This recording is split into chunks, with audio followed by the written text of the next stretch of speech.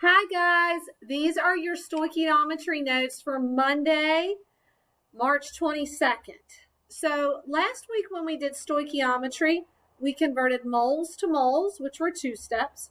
We converted moles to grams, which were 3 steps. And now we're going to go grams to grams, which is going to be 4 steps. And that's as big as it's going to get for you. Okay? So I'm looking at the worksheet packet that says more stoichiometry, okay? And I'm looking at example number 1. And because I am a super chemist, the first thing I do is balance that equation, okay? So 1 AU, 1 AU, 3 CLs, 2 CLs, that doesn't work. And so when it doesn't work when we're balancing our equations, we go back to the beginning and we put a number 2 in front of it, okay? 2 AUs, 2 AUs, 6 chlorines now because 2 times 3 is 6. So I have to get 6 over here.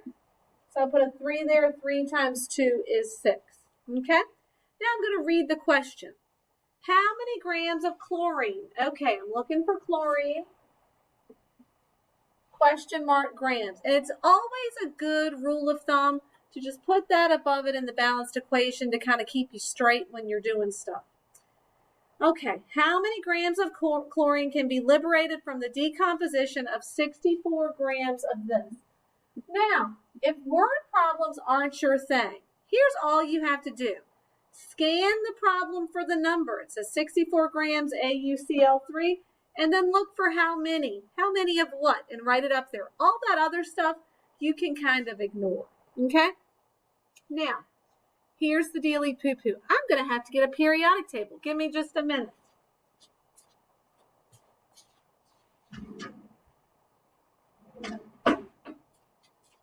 Okay, I'm back.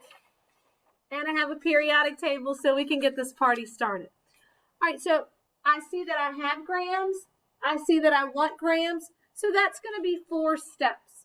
And if I don't have 4 steps, I know I've done something wrong, okay?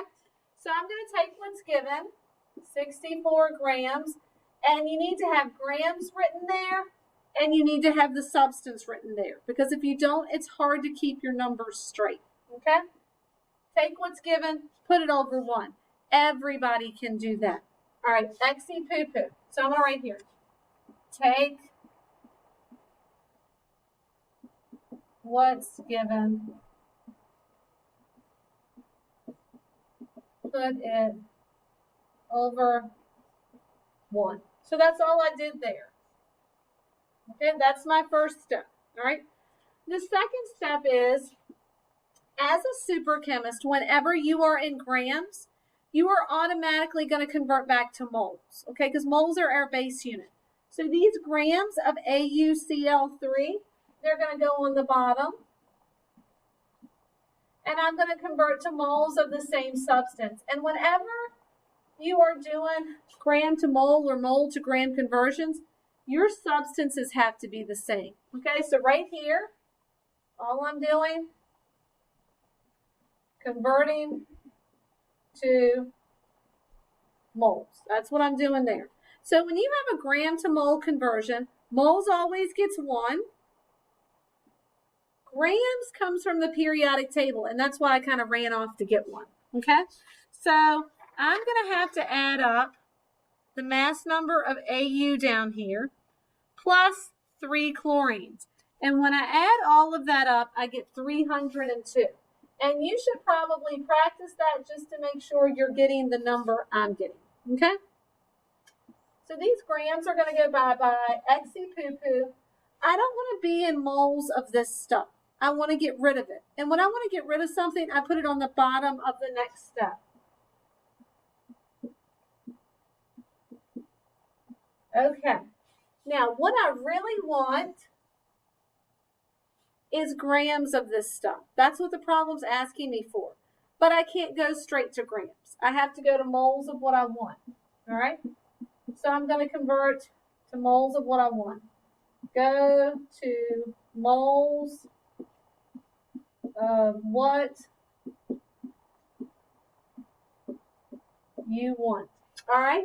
Whenever you have a mole to mole conversion, these numbers come from the balanced equation. So in front of Cl2, there's a 3. So I put a 3 here. In front of that, there's a 2. So I put a 2 there.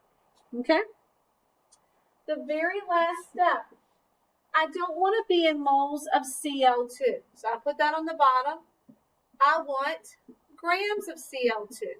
So now I can finally convert to grams. Whenever you have moles to grams or grams to moles, you need to make sure you have the same substance. Moles is going to get 1. Grams is going to come from the periodic table. So if you look at chlorine, its mass on the periodic table is about 35, but I have 2 of them, so 35 plus 35 is 70, and that's how you set that up. Now, when you go to put this in your calculator, here's how I do it. I multiply everything across the top, and I hit enter. And then I start dividing. Divided by 302, enter. Divided by 2, enter. And you should get 22.3 grams of chlorine. Okay? Let's try another example. Let's kind of beat a dead horse. Okay? So, the next example in your notes, give me just a minute to erase. And I think once you start doing these, it's kind of like once you start doing them, they're all pretty much set up the same way. They'll be super easy for you. All right, next example. I'm going to go ahead for time purposes and write the balanced equation.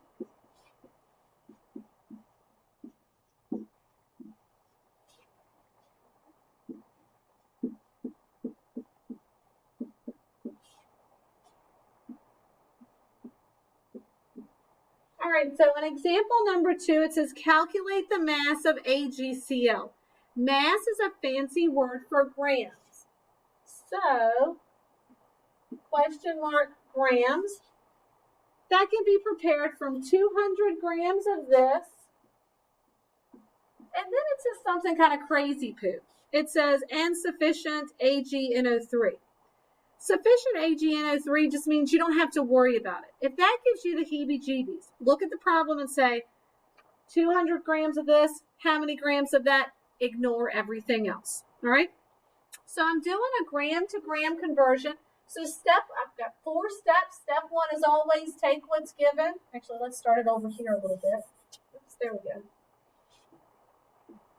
Take what's given and put it over 1. And we've been doing that kind of all year. So everybody should be able to do that. Okay?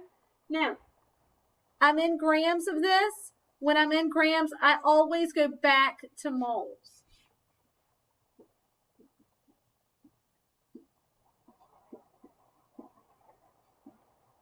Grams to moles conversion. My substance has to be the same. Moles will always get 1. Grams will come from the periodic table. So I'll look at the mass and I'll add up 1 aluminum and 3 chlorines. And when I do that, I get 132. Okay? Crossy poo-poo out. Now I'm in moles of this AlCl3. I want to get rid of it, so I put it on the bottom. What I really want is grams of this stuff. Can I go to grams first? Heck no, I've got to go to moles first.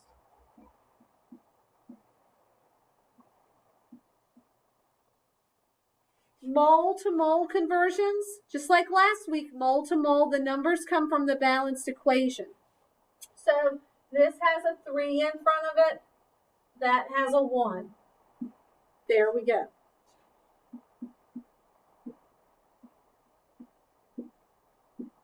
Now I can go from moles of what I want to grams of what I want. Moles gets 1.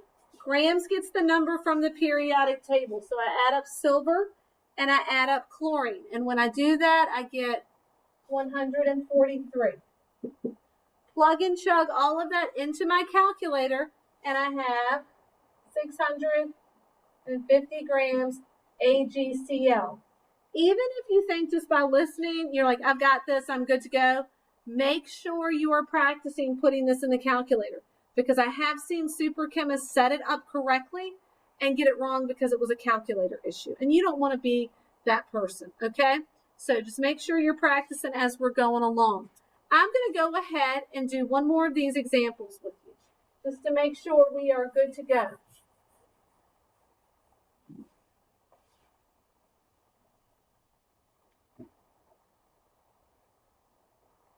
Okay, so I'm looking at example number 3, and the balanced equation for example number 3 looks like this.